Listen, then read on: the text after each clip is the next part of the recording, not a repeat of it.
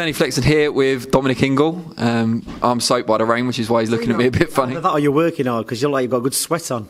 It might be a bit of both, I don't know. It'd be rare for me to get a sweat on, to be fair.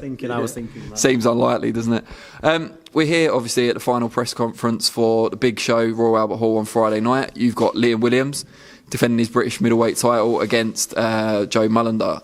You were calling out from the back of the press conference saying, don't believe what Mullender says when he was playing down his chances. Yeah. Do you think it's a bit of mind game psychology, so he doesn't expect too much of himself? Did you think that? Yeah, I think he was kind of taking the pressure off himself. Have you seen Mullender fight? Yes. What do you think to him? I think he's strong. I think he's active. I think he's got the desire. He's obviously not great technically. What about you? I just think he reminds me of Jason Statham. Brav, talking like that and playing it all down, and it just sounded a bit like a speech that Jason Statham gives you before he kills you. Everything's going to be all right, mate, and then that's it. But listen, it's going to be his world title fight, innit? And I don't care what anybody says. I've seen this 1,000 times before when kids are playing it down, and I've actually seen other people think, oh yeah, it's going to be an easy fight, the champion easy fight. And it turns out to be the hardest fight they have. I said to him, it's going to be the hardest walk in the park he's ever had. And that's it. If you underestimate these type of guys, it can turn out to be the hardest fights. But luckily, Liam's kept his head, and it's hard to get motivated. Looking at Mullender's record, for Liam, after his last performance, it would be hard to get motivated. It's been a quick turnaround, 10 weeks since his last fight. And obviously, every fighter, when they're a good performance, they want to put in going against somebody else who's going to put them on the toes and keep them, keep their mind switched on. And like I said to Liam, if I see anything in this camp where you're not switched on and underestimate this guy, we're just not going to fight him. So he's been switched on, Liam, and he knows it's like it's a lot of hassle for what it is. It is going to be a hard fight because Mullender does come to fight, but we've got the plan worked out, and if Liam sticks to it, it'll be an easy enough fight. I see Liam stopping him, but if Liam gets drawn in and doesn't stick to the plan, it's going to be a 12-round fight.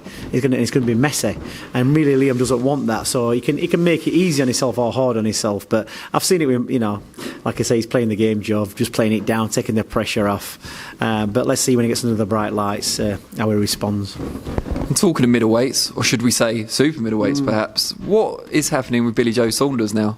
That's the big question in everybody's lips, isn't it? So we're just waiting for this, date off for Frank, or what's happening with this next fight at super middleweight. I think it's a bit up in the air at the minute, but Billy's training, he's in the gym, and working towards that date. So we've just got to keep him moving and just wait for the announcement. I think he's having a couple of meetings with Frank, see where it's all going.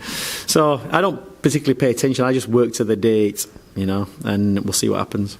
If the super middleweight fight that's offered isn't a world title fight, because there's conjecture about that at the moment, would you like to see him then drop down to middleweight instead for the next one? Well, I think where Billy's at, he needs, I think the whole point of this fight is because it was a world title fight. I think he needs that kind of motivation. He needs the fear of God in him, to perform. And I think, the biggest problem last year was, putting Martin Murray in front of him, we couldn't get motivated for, and really a bad year for Billy after the performance against David Lemieux. I think, Kell Brook was in a similar position when you get to, become a champion. You want the big fights to motivate you. It's difficult to motivate yourself for, the fights or the fighters you don't consider as good as you. You need the fear factor. And it's the same with Billy. I think Billy's been looking for a long time, especially when he beat Lemieux, thinking I'm going to fight Golovkin, I'm going to fight Jacobs, I'm going to fight Canelo, all these type of fights, and they never materialised. Much like with Kell Brook when he became champion and beat Sean Porter, he never boxed Garcia, he never boxed Thurman, whereas Porter has. He has had them fights, and it's like nobody was interested in fighting Kell Brook. Sean Porter took the chance and he got beat, but then Kell had to box Golovkin to get the big fights, and Errol Spence. And he was a damaged fighter going into the Spence fight, so it didn't really do him justice, that fight.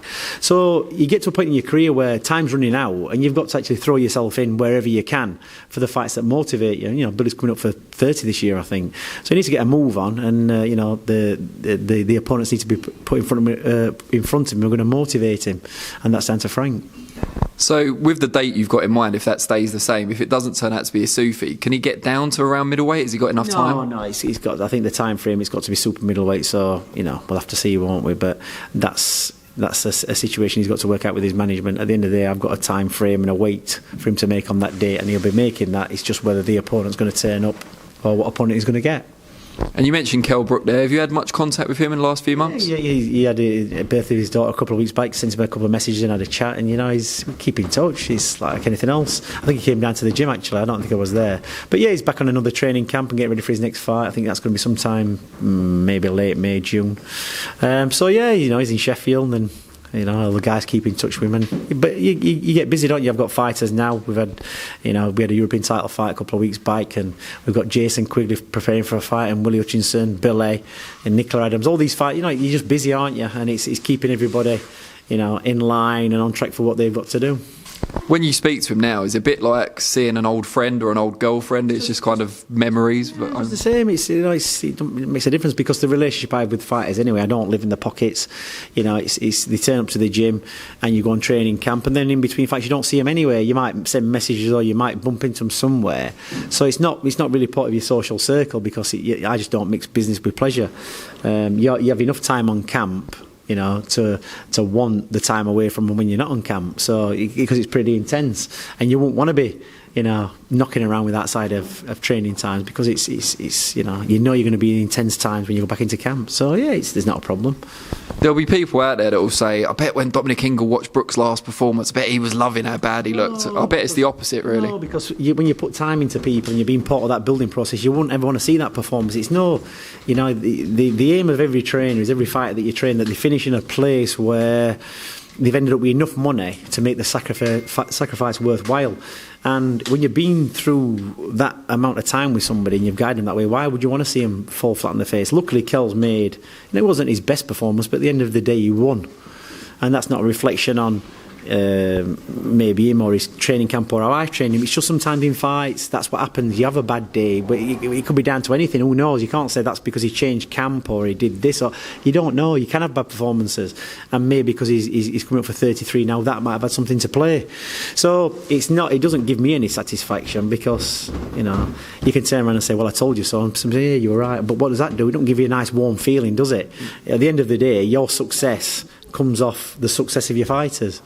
So that's what you keep trying to do. And you know, he wasn't the best. He wasn't the best night I've seen Kell in. I have seen him in bad fights before, but you know, I've known him since 9 years old, and hopefully he does all right. And he gets, you know, maybe 1 or 2 big fights before he finishes. He's made plenty of money, I think.